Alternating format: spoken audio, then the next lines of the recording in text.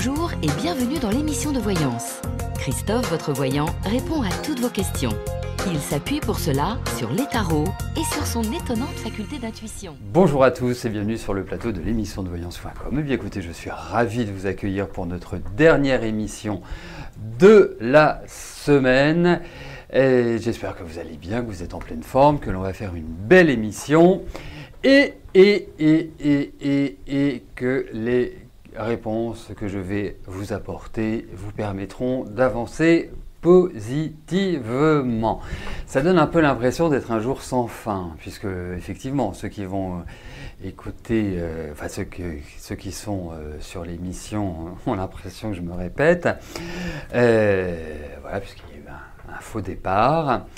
Mais pleine lune, c'est pleine lune de Cancer, puisque le soleil est en Capricorne et la lune est en Cancer. Voilà, c'est le principe de la pleine lune. C'est que le soleil et la lune sont en opposition, donc se font face. Voilà. Bah oui, c'est vrai que pour les petits cancers, c'est un petit peu difficile d'avoir. Mais faut pas. Alors, vous savez, il y a une chose qui est hyper importante. Quand vous faites de l'astro, que ce soit en amateur ou que vous ayez des notions, je dirais, plus larges que l'amateur, il faut toujours relativiser. Vous savez, quand j'ai commencé à faire de l'astro il y a 30 ans, on lisait des livres comme des livres d'auteurs comme Antares, comme qui d'autre, j'ai oublié leur nom. Enfin bref, Antares, et c'était une astrologie manichéenne, c'est-à-dire soit c'est bon, soit c'est mauvais. Et dans la vie, c'est pas bon ou mauvais. Bon, ça peut l'être. Mais ce qu'il faut comprendre quand on a des aspects astrologiques, des transits astrologiques, c'est ce que l'on peut en faire. Vous savez, quand vous regardez les thèmes d'hommes avec un grand H, pas avec un petit H, d'hommes au cours de la vie de l'humanité, ce sont des personnes qui ont très rarement, mais alors très rarement, voire jamais, des thèmes faciles. Où il n'y a que des trigones, où il y a un joli cerf-volant, où il n'y a que des aspects positifs. Pourquoi ? Parce que ce qu'on appelle les aspects négatifs, et que je nomme plutôt des aspects dynamiques, comme le carré, l'opposition, le sesquicarré, le semi-carré, j'en passe et des meilleurs, voire le quinconce dans certains cas, ce sont des aspects qui nous obligent à nous interroger sur nous, qui nous obligent à fournir un effort. Et c'est ce qui nous permet de nous dépasser. Et c'est dans le dépassement que nous obtenons ce que nous souhaitons. C'est pas quand c'est facile. Quand les choses sont faciles, on a plutôt une tendance à se laisser aller, à se laisser vivre et à pas fournir d'efforts. Voilà. Vous voyez, c'est donc quand effectivement ceux qui sont par exemple Bélier, Balance du troisième décan, à l'heure actuelle, vivent le carré de Saturne et de Pluton à leur soleil. N'oublions pas non plus que le soleil n'est pas le seul élément en astrologie. Il y a 9 autres planètes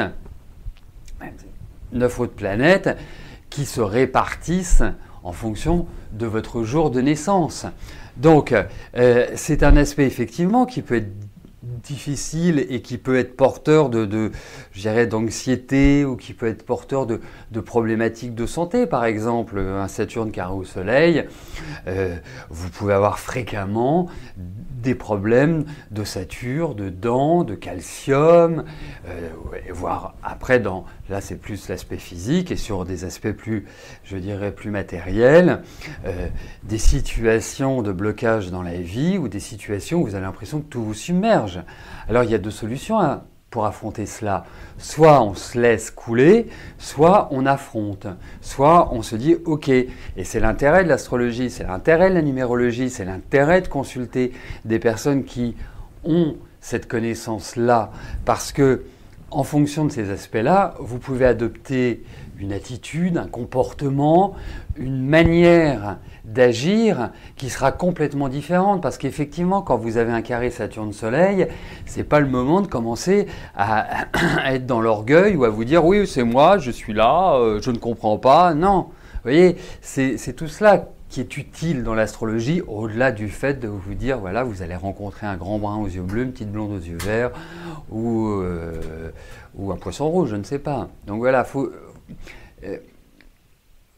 il faut travailler sur le positif, c'est-à-dire retrouver dans l'essence d'un aspect qui est difficile et qui sera porteur de difficultés, comment l'affronter, comment faire face, comment le dépasser, comment le contourner. C'est ça le bénéfice de ces techniques comme l'astrologie, la numérologie et d'autres bien évidemment, mais je vous parle de celles que je connais et que je pratique depuis 3 décennies. Donc ne nous enfermons pas dans cette attitude-là. Voilà. Allez, on y va. Margot, bonjour. Est-ce qu'Aurélien a un avenir sentimental avec Carole ?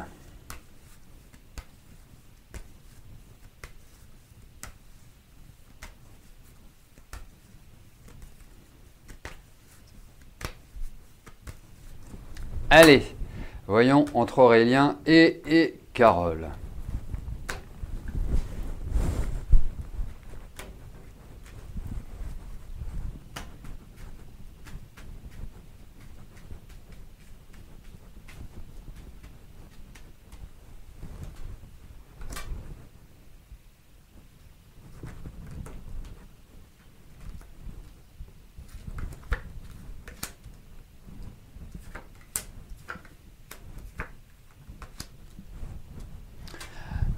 Alors, je trouve qu'elle est curieuse, leur relation. C'est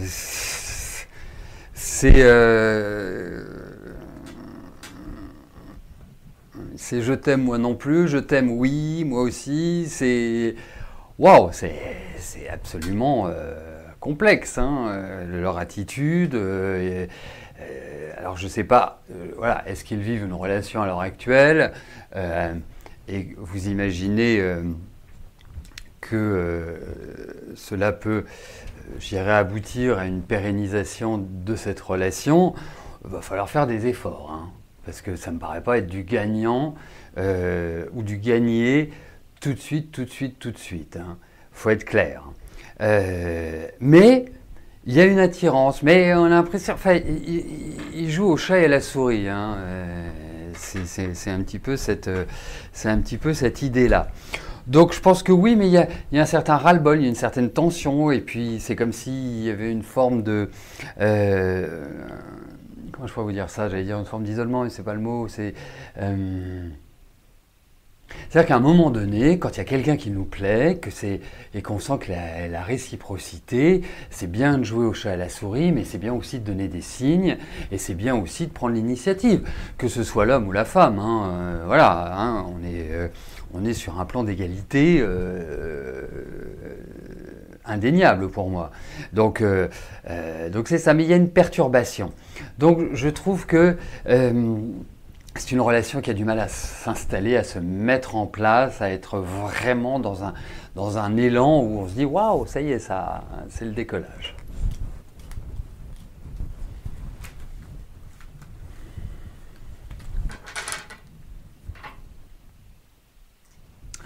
Annie, bonjour.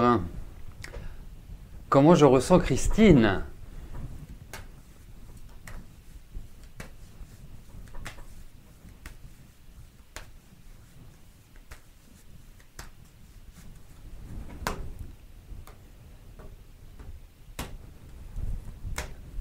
Allez, bah voyons par rapport à Christine. Christine et vous.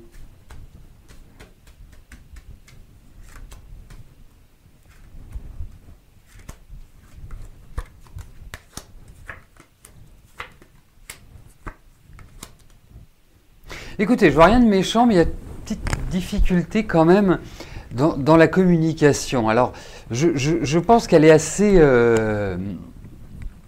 j'allais dire obtus. C'est un peu dur comme terme, mais c'est pas loin.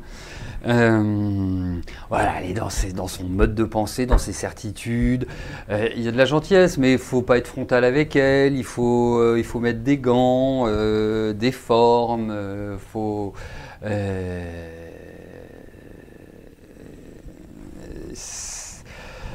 Donc, faut être sous la surveillance en fait par rapport à elle, et c'est ça qui est un petit peu compliqué. C'est-à-dire que je ne sais pas quelle est la nature de votre relation. Est-ce que c'est une relation amicale? Est-ce que c'est une relation professionnelle? Mais pour moi, voilà, c'est pas. C'est quelqu'un qui a besoin d'être sous le feu des projecteurs. Voilà. Schématiquement, voilà, grossièrement, je dirais, elle a besoin d'être la plus belle, la plus ceci, la plus cela, avec toute cette tension qui l'habite, avec toute cette incertitude aussi, cet enfermement, enfin, vous voyez ce que je veux dire. Donc, ouais, je ne la sens pas particulièrement mal, mais il y a 2-3 petites choses qui sont quand même un peu enquiquinantes, qui sont un peu pénibles, parfois. Voilà, il y a une forme d'exclusivité, il y a des choses comme ça qui sont un peu lourdes à des moments donnés. Mais bon, après, ça va. C'est pas. Mais je trouve que la communication est pas forcément excellente en ce moment. Enfin, il y a un truc qui reste en suspens, qui est un petit peu bloquant, qui est un petit peu difficile. Voilà.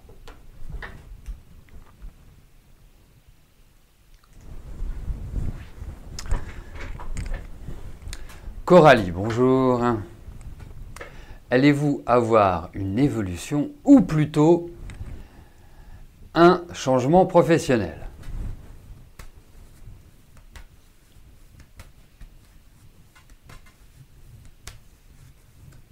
Allez.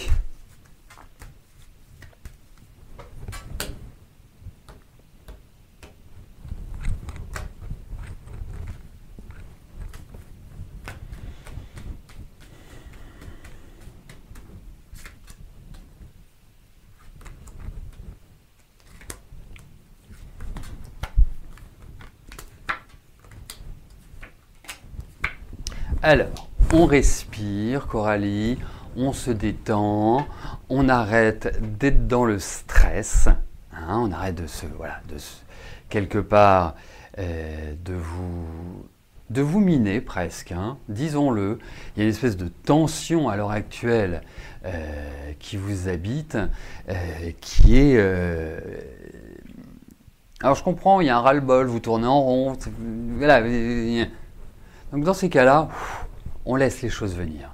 Et c'est pas le moment, à mon sens, de mettre le feu. C'est pas le moment de commencer à jouer des coudes.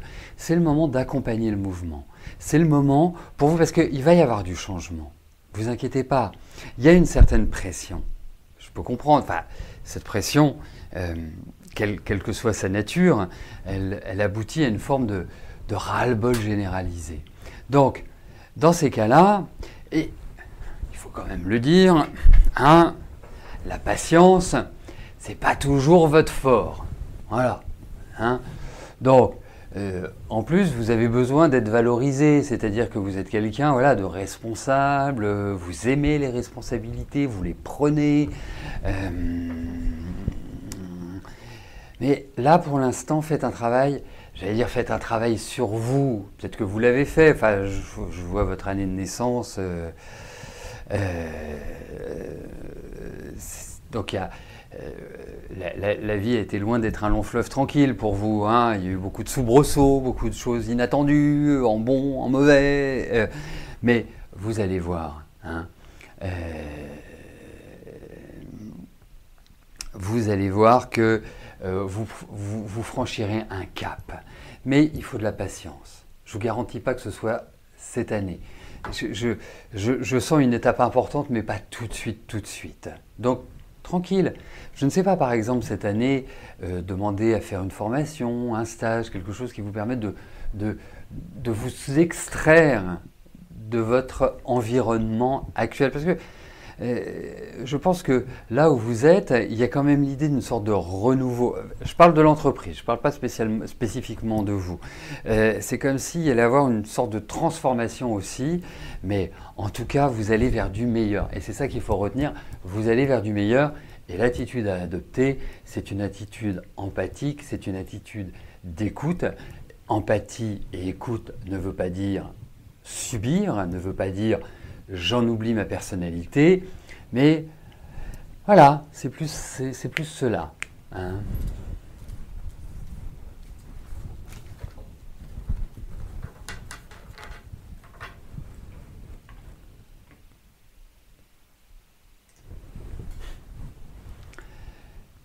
Marilyn, bonjour. 2020 sera-t-elle une année sentimentale, nouvelle rencontre, nouveau bonheur? Allez, regardons cela, Marilyn, pour 2020, ce joli programme.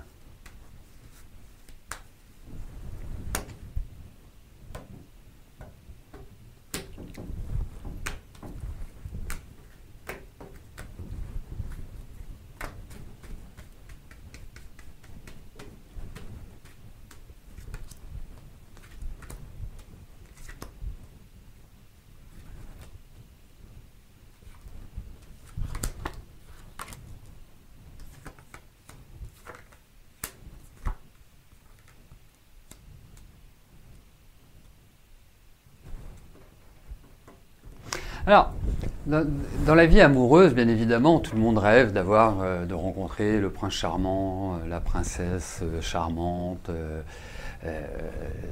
C'est normal. Quand on rencontre quelqu'un, on a envie que ça dure. Si on a des affinités, voilà, on a envie de transformer l'essai et de vivre une belle aventure. Après, il ne faut pas refuser les portes qui s'ouvrent. Hein. Et cette année, j'ai l'impression que, Marilyn, les portes vont s'ouvrir, hein, quelque part. Il faut être clair, c'est qu'il y a vraiment cette idée, de rencontre qui ressort. Donc, en pratique, oui, c'est une année qui peut porter à une rencontre. Alors après, nous verrons à quoi mène cette rencontre, à quoi elle aboutira. Est-ce la rencontre ou est-ce une rencontre, hein? Mais en tout cas, il y a tout le potentiel pour.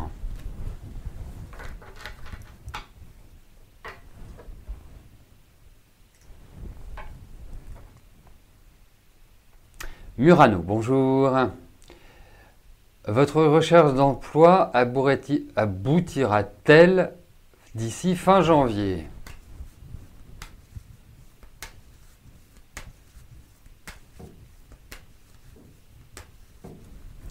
Allez, voyons, pour vos actions professionnelles, mèneront-elles à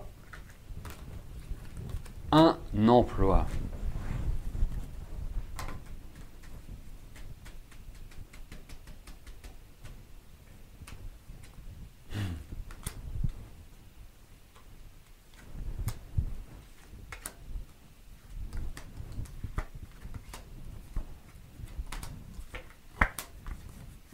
Écoutez, il y a des choses qui se mettent en place au niveau professionnel, il y a des choses qui démarrent. Janvier me paraît un peu short, hein, me paraît un peu court pour se dire « ouais, allez, ça va ». Alors, ça peut signifier que vous engagez des contacts intéressants sur le mois de janvier qui se formaliseront ultérieurement, vous voyez, hein, mais on sent qu'il y a chez vous une sorte de dynamisme, de volonté. On sent que vous actionnez les choses, même si il y a encore De votre côté, je trouve des choses qui doivent être réglées, des choses qui ne sont pas claires peut-être dans vos recherches, dans vos envies, dans ce que vous souhaitez, je dirais, initier, mettre en place. Mais il y a un aboutissement, vous voyez, il y a un redémarrage professionnel. Voilà. Et je pense que c'est un démarrage professionnel qui ouvre au monde en quelque sorte. Donc ça peut être en lien avec une clientèle, avec un public, voire une société étrangère qui vous embauche. Enfin, il y a ce lien avec ce qui est différent en fait. Voilà. Mais janvier, ça me paraît pas. Je vous le souhaite, hein, bien évidemment. Hein, voilà. Mais loin d'être sûr que janvier soit le mois du redémarrage. Nadine, bonjour. Devez-vous vous méfier de votre sœur Françoise, car vous allez avoir une bonne discussion. Alors, pourquoi une discussion hein, avec elle au sujet de votre maman?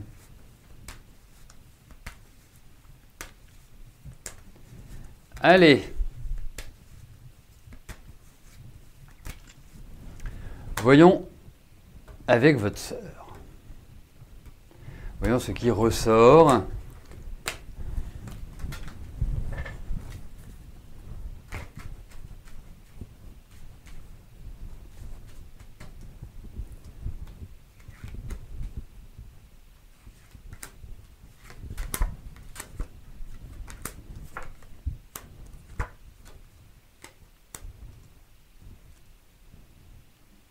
Mais c'est toujours compliqué dans la vie quand on n'est pas du même avis de trouver un modus vivendi.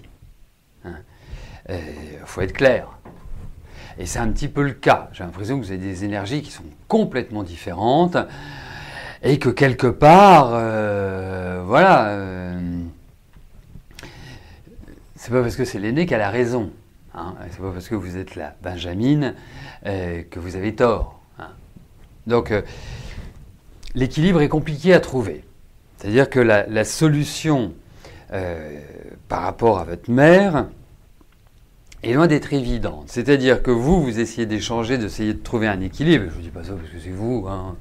Je dis ça parce que vous apparaissez justement dans une énergie qui va tendre à vouloir trouver un accord, trouver, je dirais, une formule qui soit optimale pour votre maman. Et en face, c'est un peu, on va faire comme je dis. Hein. Et puis comme par nature, votre sœur fait des petits coups en douce, ça n'arrange pas les choses. Et elle arrive toujours. C'est curieux parce que je pense qu'il y a un décalage entre vous où, quelque part, c'est comme si vous étiez entre guillemets, le vilain petit canard de la famille et qu'elle, c'était celle qui était votre Françoise, c'est Donc, il y a un petit problème, je pense, d'appréciation de qui fait quoi, de qui est qui. Hein, alors, pour moi, cette discussion va être compliquée. Voilà, il sera difficile, je ne connais pas la nature, mais j'imagine que, comme c'est par rapport à votre maman, c'est par rapport à une sorte d'organisation, pas évident de trouver une organisation satisfaisante pour tous. Enfin, en tout cas pour vous, deux.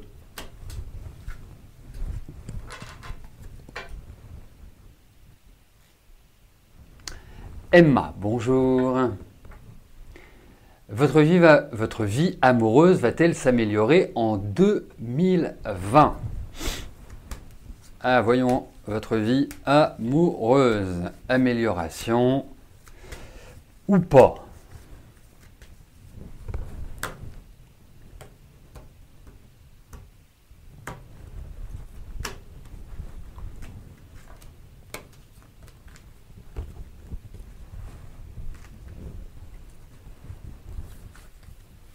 Allez.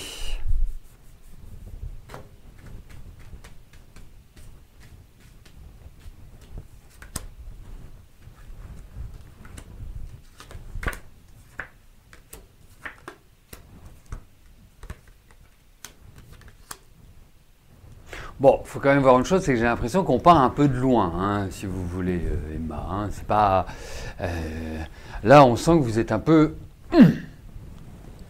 dans une... alors, je ne vais pas dire que vous en voulez aux hommes, ou ceci, ou cela, mais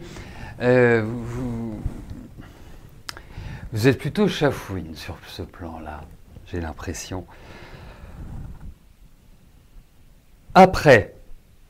Après, effectivement, je trouve que c'est une année qui peut apporter un renouveau sur le plan affectif, qui peut vous...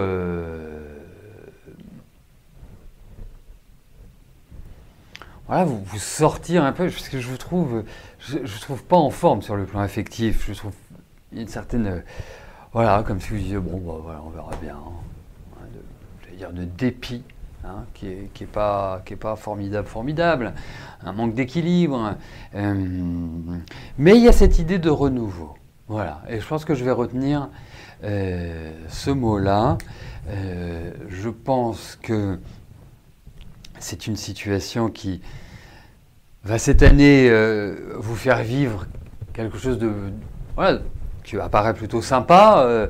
On verra après, une fois que vous aurez rencontré cette personne, bah, comment ça peut se développer, si ça se développe. Mais en tout cas, cassez un peu votre... sortez, faites des choses. Parce que je vous sens un peu seul, vous voyez. C'est clair que c'est oubliez ce côté où vous avez senti trahi, lésé, pas considéré. Ça va venir. Voilà, ça va venir. Donc cette année me paraît plutôt encourageante. Hein. C'est pas forcément du rapide, mais me paraît plutôt encourageante sur ce plan. Voilà, Emma. Et faut aussi vous... Vous savez, c'est toujours important, c'est se mettre en situation d'eux aussi. C'est vraiment l'idée. C'est vous mettre dans une configuration qui montre que vous ouvrez les portes. Voilà. Très bien, c'est parfait si vous le faites. C'est nickel que vous sortiez, que vous... Voilà, parce qu'il y a quand même de la joie chez vous, et puis vous n'avez pas les deux pieds dans le même sabot, surtout. Surtout ça. Donc, ça devrait aboutir. Je trouve que c'est plutôt pas mal sur cette année, peut-être sur la deuxième partie. Hein. Mais en tout cas, ça s'ouvre. Voilà. Bon, bah écoutez, nous arrivons au terme de notre émission. Je vais vous souhaiter à tous une excellente journée et un excellent week-end. Et puis bien évidemment, bah, nous nous retrouvons dès mardi pour notre prochaine émission de voyance en direct. D'ici là, portez-vous bien et je vous dis à plus tard. Merci, bye bye.